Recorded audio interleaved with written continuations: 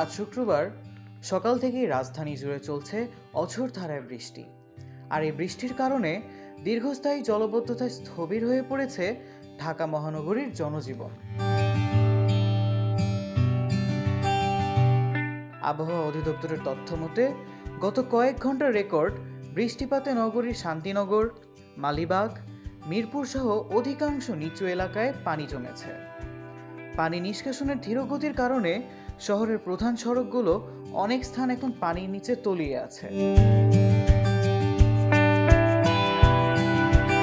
জলবদ্ধতার কারণে ব্যাহত হচ্ছে যানবাহন চলাচল। বৃষ্টির পানিতে গাড়ি নষ্ট হওয়ায় এবং রাস্তায় যান্ত্রিক ত্রুটির কারণে সৃষ্টি হয়েছে তীব্র যানজটের। অনেক জায়গায় সড়ক ডুবে থাকায় পথচারীদের হাঁটু পানি পাড়ি দিয়ে গন্তব্যে পৌঁছাতে হচ্ছে।